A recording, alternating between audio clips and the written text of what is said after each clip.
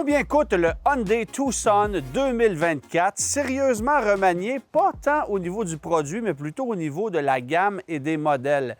C'est assez particulier cette année, la stratégie que prend Hyundai avec le Tucson, et ça s'explique en partie par le fait qu'on arrive cette année aussi avec un nouveau Kona qui est plus gros et qui va venir prendre la place des modèles Tucson d'entrée de gamme qu'on commercialisait jusqu'à l'an dernier.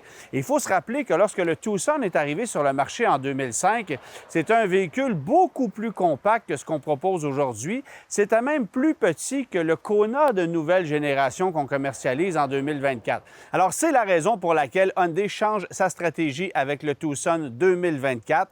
On élimine donc les modèles d'entrée de gamme qui étaient présents en 2023, la version Essential, les modèles Preferred à roue motrice avant. Il y a donc 3 versions qui disparaissent du catalogue pour n'offrir qu'une version à moteur à essence traditionnelle, le moteur 4 cylindres de 2,5 litres atmosphérique.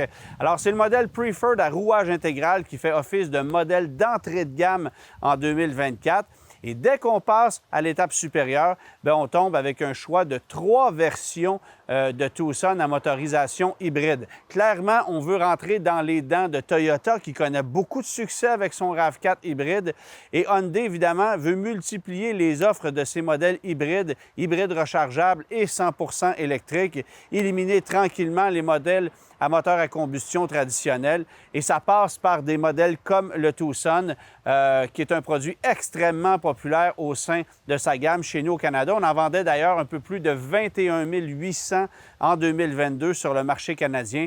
Alors, ce n'est pas le joueur le plus vendu dans son segment, mais c'est quand même un joueur d'importance.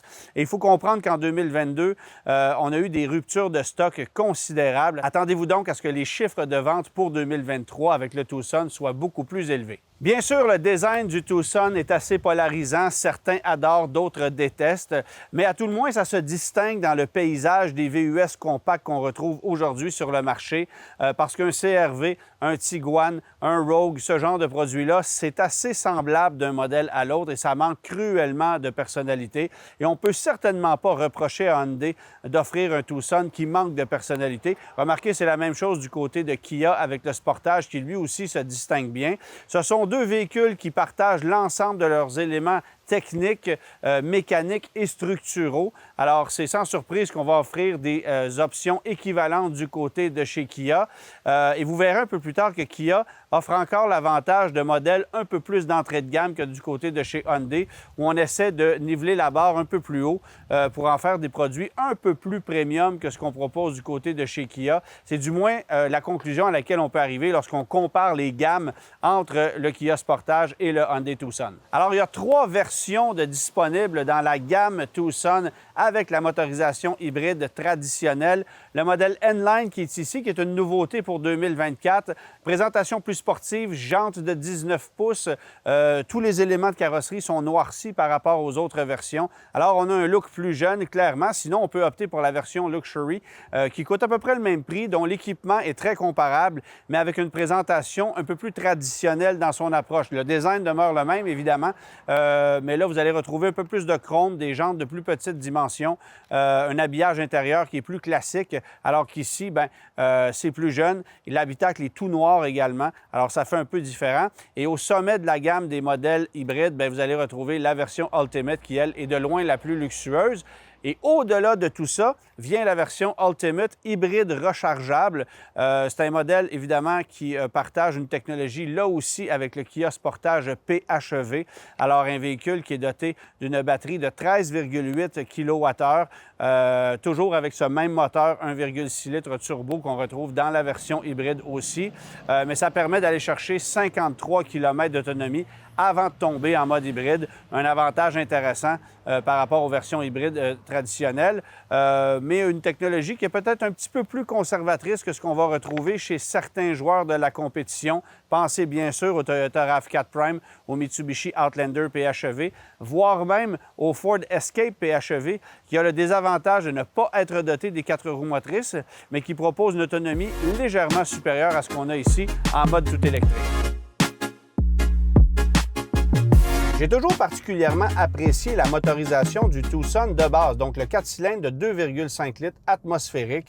187 chevaux. C'est jumelé à une boîte automatique à 8 rapports qui fait un très, très bon boulot. Et honnêtement, c'est une mécanique très intéressante avec un bel équilibre de couple, de puissance pour une consommation qui, c'est vrai, est peut-être légèrement supérieure à celle de la compétition par quelques dixièmes de litre au 100 km, mais c'est loin d'être une catastrophe. Et c'est une mécanique qui, bien sûr, roule à l'ordinaire. Alors, vous allez avoir un avantage de ce côté-là. Mais dès qu'on passe à la version hybride, vous allez tout de suite constater qu'il y a un net avantage au niveau de la mécanique. Plus de couple, plus de puissance, un silence de roulement qui est supérieur, évidemment, et une motorisation dont le rendement est passablement différent. En ce sens que on a un moteur 1,6 litres turbo compressé qui, lui, offre cet avantage d'avoir un couple instantané intéressant. C'est un moteur qui fait 180 chevaux à lui seul. On combine ça avec un moteur électrique qui fait 59 chevaux et on va chercher une puissance maximale combinée de 226 chevaux, mais 258 livres-pieds de couple qui est livré dès les 1500 tours minute. Alors, c'est instantané, c'est pas compliqué et ça fait en sorte que ça change complètement l'expérience de conduite. Ça, c'est sans compter, évidemment, qu'on peut rouler en mode tout électrique pour plusieurs kilomètres avant que le moteur ne se mette en marche, en certaines conditions, évidemment. Et c'est très agréable de pousser le véhicule en faisant un peu plus attention pour optimiser son rendement énergétique. Évidemment, on n'a pas tendance à le faire si vous avez un moteur à essence traditionnelle, mais dès qu'on a un véhicule avec motorisation hybride, on nous indique au tableau de bord le rendement énergétique et on sent un peu plus facilement la façon d'optimiser le rendement pour rouler tout électrique et pour que la consommation soit le moins élevée possible. Parlant de consommation, bien, on annonce une cote moyenne combinée à 6,4 litres au 100, donc 6,3 litres en ville, 6,6 sur route. Et moi, après un peu plus de 150 km de parcouru, mi-ville, mi-route, donc moyenne combinée très réaliste, ben, c'est ce que j'ai obtenu, exactement 6,4 litres au 100 km. Alors, on est pile poil sur ce qu'on annonce et franchement, le rendement est très intéressant. C'est essentiellement une consommation comparable à ce que vous allez obtenir avec un RAV4 hybride, légèrement moindre que celle d'un Honda CR-V hybride, mais encore là, quelques dixièmes de litres au 100 km. Et le champion dans le segment, ça demeure le Ford Escape hybride qui est offert en 2 ou en 4 roues motrices, mais qui consomme encore un peu moins que le RAV4 et le Tucson. Mais encore là, on ne parle que de quelques gouttes d'essence de différence. Alors, les véhicules dans ce segment-là, hybrides, 4 roues motrices, ça consomme généralement entre 6 et 6,5 litres au 100. C'est à peu près ce que vous allez faire. Et ici, bien, on a un rendement qui est tout à fait honorable compte tenu de la mécanique qu'on obtient. 226 chevaux, c'est quand même une puissance intéressante, mais qui est moindre que l'autre option mécanique qu'on peut obtenir. Évidemment, je parle de l'hybride rechargeable, où là, vous allez avoir 261 chevaux.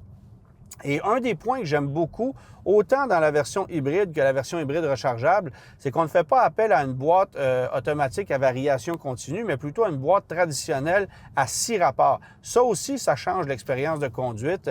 C'est franchement intéressant de sentir les rapports. Et la bonne nouvelle, c'est que ça n'affecte pas négativement la consommation de carburant parce que on a une cote, encore une fois, comparable à celle de la compétition, ce qui est très bien.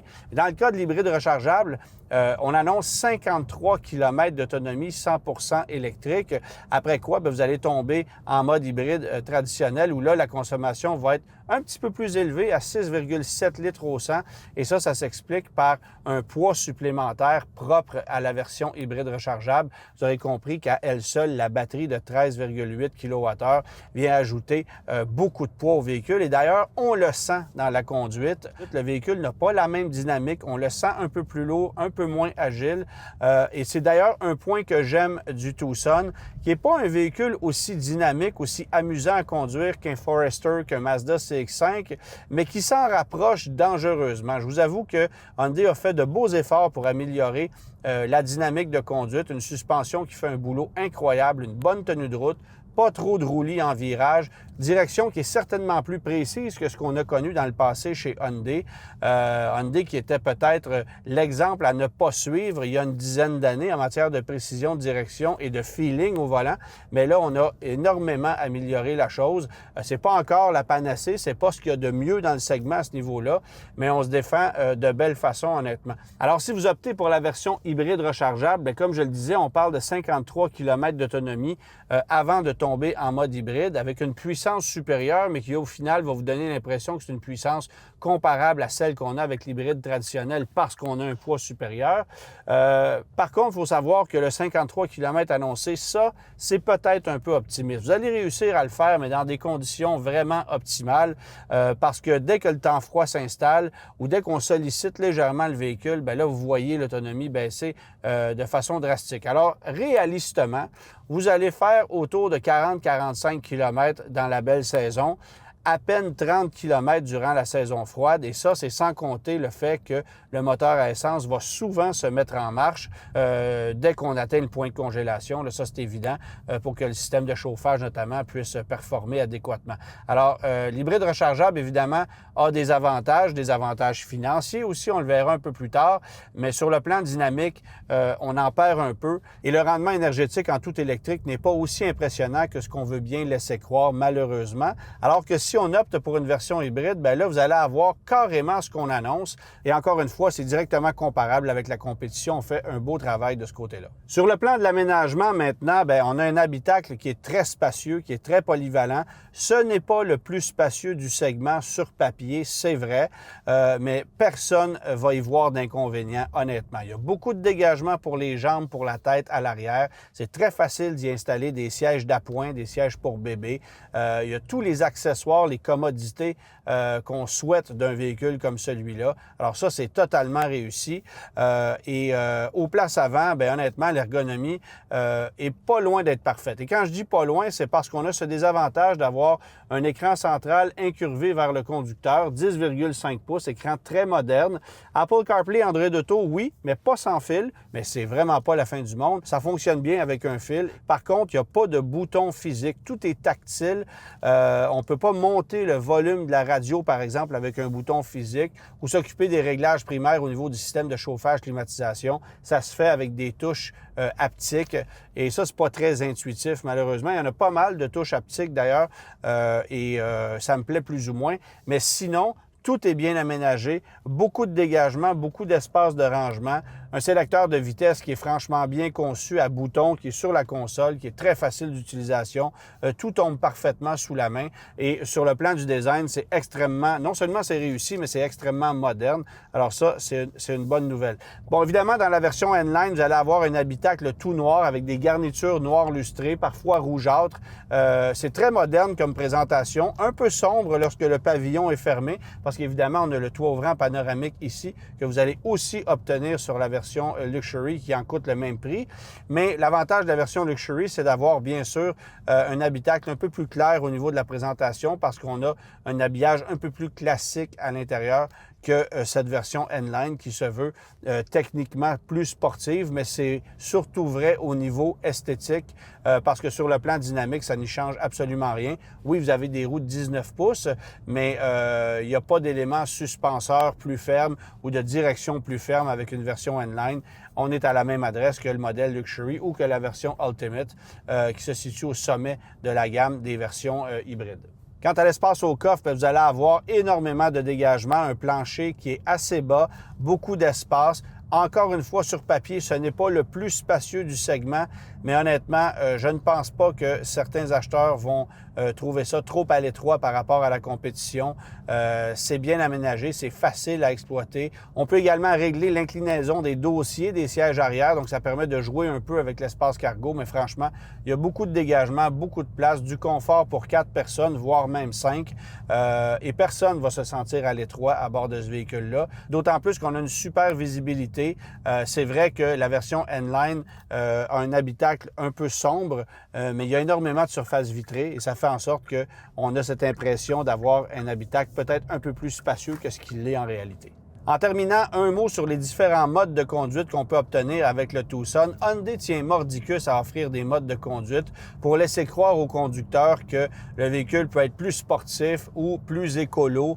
Alors, vous allez avoir des fonctions pour modifier le type de conduite, mais honnêtement, vous allez jouer avec cette fonction-là une seule fois et après ça, vous allez laisser ça en mode normal parce que le mode sport, ça ne fait que modifier le passage des rapports de transmission. Et pour le mode éco, bien, vous ne sauverez pas une seule goutte d'essence, honnêtement, donc ça ne change pas grand-chose.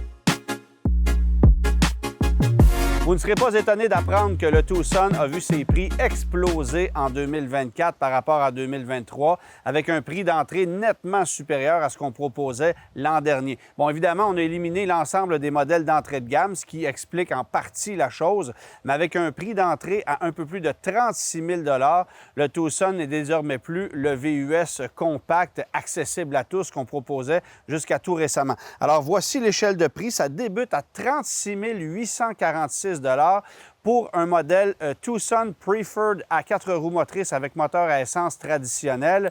Vous pouvez ajouter à ça un ensemble Trend pour quelques milliers de dollars supplémentaires. Mais dès qu'on passe à la version hybride ensuite, bien là, on tombe avec une facture de 43 245 soit pour la version N-Line ou la version Luxury, et ensuite à 46 645 pour la version Ultimate à motorisation hybride traditionnelle. Alors, pas besoin de vous dire que l'accès à l'hybride, c'est quand même pas donné, mais si on compare avec la compétition, bien, vous allez voir qu'on est dans la mire de ce que proposent certains compétiteurs. Alors, si vous optez par exemple pour un Ford Escape hybride, le prix d'entrée est à 43 044 le CR-V, 48 390 le Kia Sportage, petit avantage de ce côté-là, on est à 39 459 pour une version qui a peut-être un peu moins d'équipement que ce qu'on a ici. Mais si vous allez vers l'équivalent d'une version N-Line ou d'une version Luxury, ça vous coûtera essentiellement le même prix du côté de chez Kia. Du côté du Toyota RAV4, maintenant, bien, on sait qu'on a une gamme très, très large, 5 versions de disponibles avec la motorisation hybride. Alors, une version LE de base qui débute à 38 700 mais on peut grimper ensuite jusqu'à tout près de 50 000 pour la version Limited, la plus luxueuse. Alors, il y a beaucoup de choix dans l'hybride du côté de chez Toyota et c'est ce qu'essaie de faire Hyundai, de bien riposter au succès du Toyota RAV4 hybride, qui est de loin le VUS compact hybride le plus vendu du marché parce que Honda, jusqu'ici, avec son modèle hybride à plus de 50 000 a connu un succès relativement mitigé. C'est un véhicule qui coûte très, très cher et cette année, Honda ajoute une version EXL qui coûte quelques milliers de dollars de moins, mais on est encore beaucoup plus cher que la moyenne de la compétition. Alors, Hyundai s'ajuste, effectivement. La facture est quand même considérable, mais si on se compare, bien, on se rend compte qu'on est encore dans le coup, certainement, sans compter qu'on offre cet avantage d'une garantie de base de 5 ans ou 100 000 km, ce qui signifie que pour n'importe qui voudrait louer un Tucson, bien, on est couvert tout au long de la location. Ce n'est pas le cas du côté de chez Toyota, de chez Honda notamment, qui ont encore des garanties traditionnelles, si on peut dire, à 3 ans ou 60 000 km. Il ne faut pas oublier non plus la version hybride rechargeable du Tucson, donc le Tucson Ultimate PHEV. Alors ça, c'est 5 500 de plus que la version Ultimate hybride régulière. Cependant, on obtient 7 500 de crédit gouvernemental. Donc, 2 500 du provincial, 5 000 du fédéral. Pourquoi? Parce que le 5 000 du fédéral s'explique par le fait qu'on a une autonomie supérieure à 50 km en mode tout électrique, mais on perd 2 500 de crédit ici au Québec pour n'obtenir que 2 500 parce que la batterie voit sa taille inférieure à 15 kWh, ce qui est la limite pour obtenir un plein crédit de 5 000 ce qu'obtient notamment le Mitsubishi Outlander PHEV et le Toyota RAV4 Prime. Alors, 7 500 taxes incluses de crédit applicable sur un Tucson PHEV, ce qui signifie 6 523 plus taxes. On prend donc le prix du véhicule qui est de 52 395 On retire les 6 523 et ça fait un prix final de 45 622 plus taxes pour un Tucson Ultimate hybride rechargeable, essentiellement un peu moins cher qu'un Tucson hybride Ultimate régulier qui n'est pas hybride rechargeable.